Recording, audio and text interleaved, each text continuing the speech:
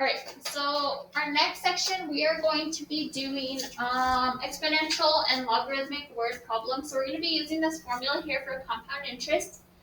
It's interest paid in both on the principal and accrued interest. Compound interest is calculated by the formula A equals P. So A stands for the amount in your account after so many years. T stands for time in years. P stands for principal. R stands for interest rate. And then N stands for the number of times they compound the interest per year. Okay, so you're going to see that 2 times in the formula. Now, if you see somewhere in the word problem where it does say that it is compounded continuously, then you're going to use a completely different formula. Okay, it's still, the P stands for principal, A stands for amount, E is the little e that we usually use, R is for the interest rate, and T is for time, so that doesn't change. So looking at the first one, it says if 1,500 is invested at an interest rate of 6.5% per year, determine the amount in the account at the end of 20 years if the interest is compounded quarterly. So I'm going to go ahead and copy down the formula real quick so we can see it as we go. A equals P times 1 plus R over N to the power of NT. All right. So here it says that 1,500 is invested. So that is going to be our principal. That's what we're starting at. At an interest rate of 6.5% per year, so my R is going to be 6.5%. It says determine the amount. So since they're asking us to determine the amount, we are looking for A. And the count at the end of 20 years, that means that our time is going to be 20 years. If the interest is compounded quarterly. So compounding quarterly is going to tell you the number of times per year. So I'm going to go ahead and write down all the letters. The A, that's what we're looking for. We don't know what it is. The P stands for the principal, what we start with. So 1,500. The R is our interest rate. So if it's 6.5%, we do have to write that as a decimal, so 0.065. 20 years is our time, so T equals 20. And then last, it is compounded quarterly. So since there's 4 quarters in a dollar, that means there's 4 quarters in a year. So the number of times per year is going to be 4. So I'm going to go ahead and take this formula, and I'm going to copy it down, substituting the principal, which is 1,500. Whoops, 1,500. This is going to be 1 plus my interest rate, which is 0.065. The number of times per year is 4 to the power of 4 times 20. So I'm going to go ahead and put all of this in my calculator exactly the way you see it. Give me 1 second. Times plus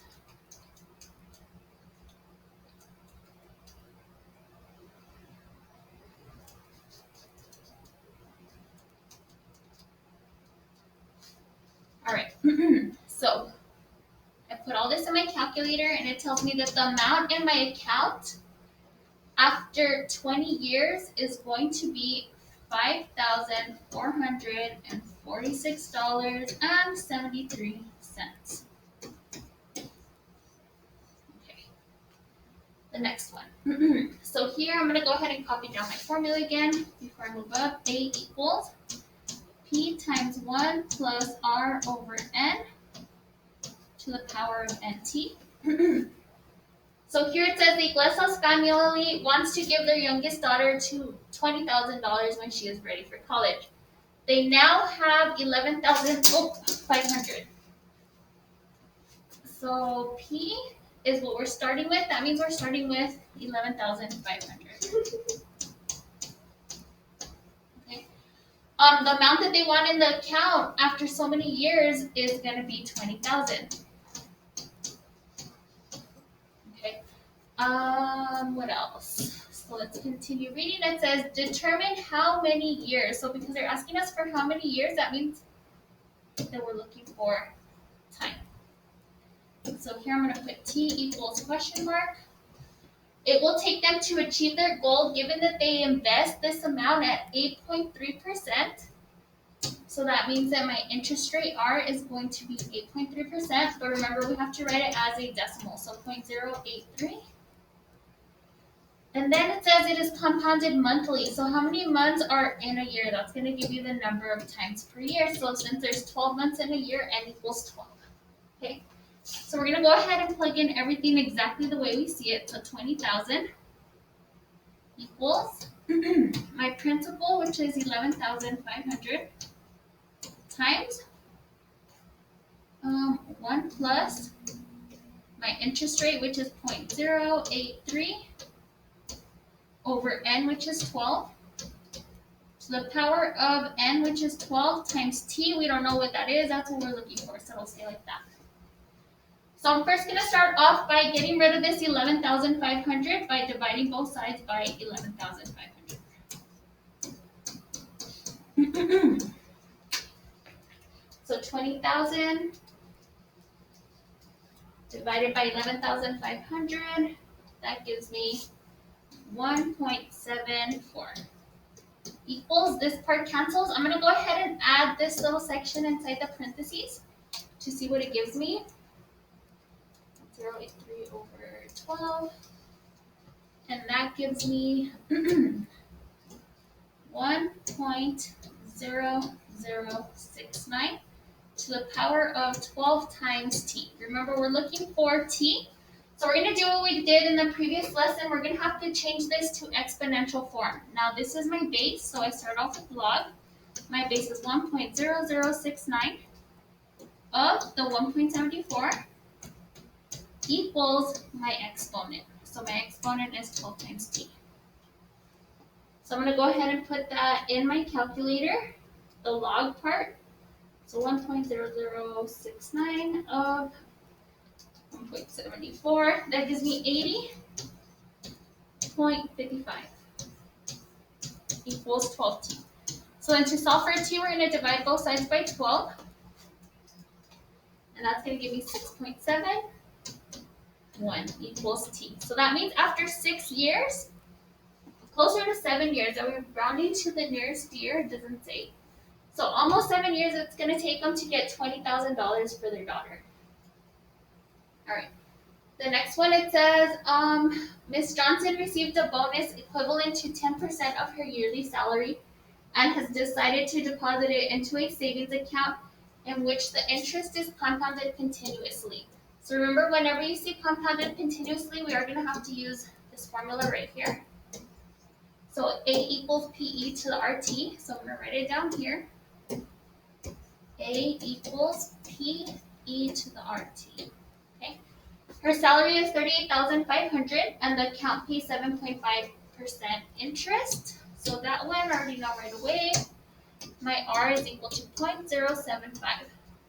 How long will it take? So because they're asking us for how long, that means they're asking us for time. So I'm going to put T equals question mark. Will it take for her deposit to double in value?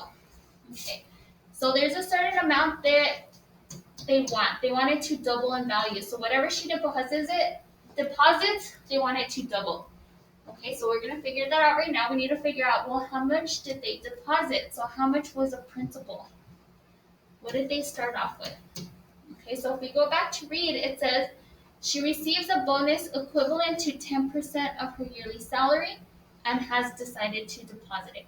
And then later they tell us that her salary is $38,500. So she's not going to deposit her whole salary, $38,500. She's going to deposit her bonus, which is 10% of that. So we're going to have to multiply that by 10%. So 38,500 times 10% gives me 3,850. So that's how much they're depositing. Okay, that's my principal, 3,850. Okay, on the problem, they want to know, well, how long is it going to take for that money to double? So if I double that, that is going to give me 7,700. So we're looking for when the amount in the account is 7,700. Okay, I'm going to plug in the rest. So E, my interest rate is 0.075 And then my time, we don't know, that's what we're looking for. All right, so we're gonna solve for t. So our first step is to get rid of this 38,500 with the e. So we're gonna divide on both sides. This gives me 2 equals, that cancels, we have e to the power of 0.075 times t. And then from here, we'll have to change it into log form. In this case, we're going to use a natural log because we have an e. So it'll be ln of 2 equals our exponent 0.075t. Okay. So ln of 2 gives me 0.69. And this is equal to 0.075t. So to solve for time, we're going to divide both sides by 0.075. 0.075. And that gives me 9.24 equals t.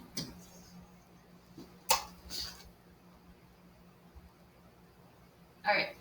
Now population growth. Okay, so this has a similar formula to what we just used. This one's PE to the RT. This is P naught E to the RT. So all that means, the difference between the problem we just did is the initial population. But it's kind of like what you started depositing into your account.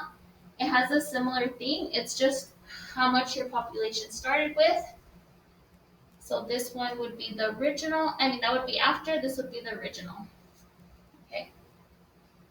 And then T is still for time. R is still your rate, not interest rate, but your rate of growth. So here it says the local government projects that the town will grow at a constant rate of 7%. So let me go ahead and write this. Population equals the initial population, e to the RT.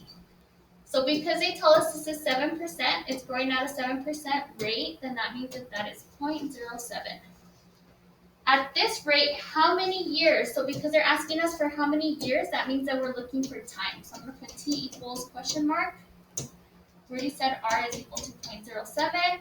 Will it take for the town's population to be 4 times its current size? Okay. So in this case, they do not tell us what we start with, and they do not tell us what the final is. They do just tell us that they want it to be 4 times bigger. Okay, so 4 times of what it was. So we would write that as 4 times P naught. Okay, so 4 times the initial population. This is going to stay as P sub 0, or P naught, that means the same thing, e to the 0.07t.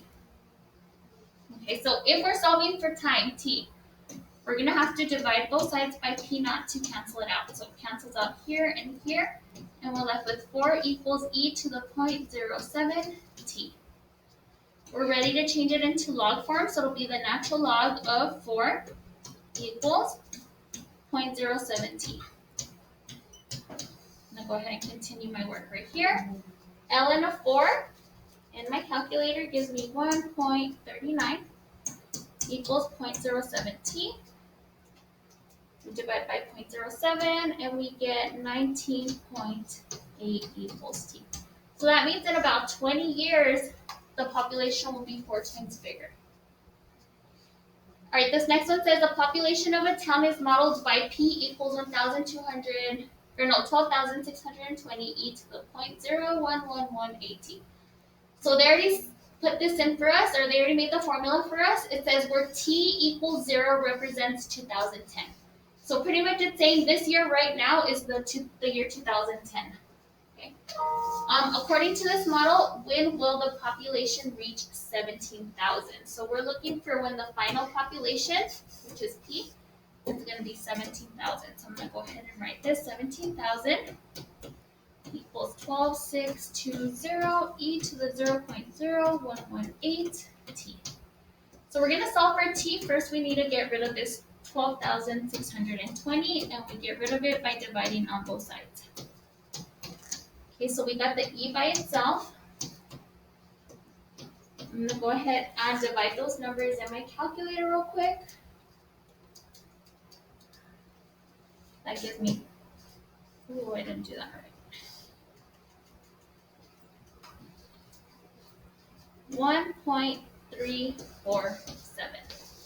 Then we change it to the natural log. So the natural log of 1.347 to the power of So it's equal to 118t. Then to solve for t, we have to divide both sides by 0.0118.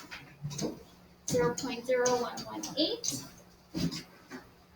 So ln of 1.347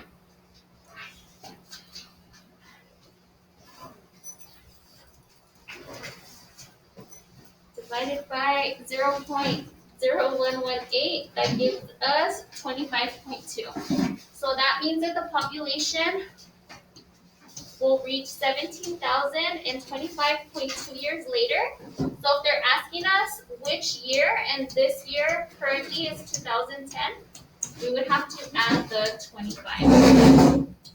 So that means in the year 2035, you will reach a population of 17,000. All right, the last problem. So the magnitude of an earthquake is measured on a logarithmic scale called the Richter scale. The magnitude m is given by m equals log of x, where x represents the amplitude.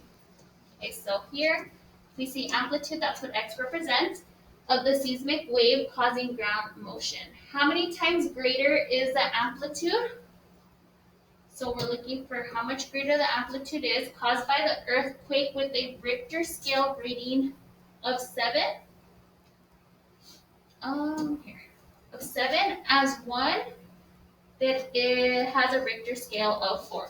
Okay, so x is the amplitude. So all we gotta do is plug it in. So one has a scale rating of 7. The other one has a scale rating of 4. So when I plug that in my calculator, one I do log of 7, the other one I do log of 4. So this gives me 0.845. This one gives me 0.602. So to figure out which one's bigger, all we gotta do is divide these two numbers. So when I divide them, this gives me 1.4. So it is 1.4 times greater. And that's it. Thank you guys. Bye.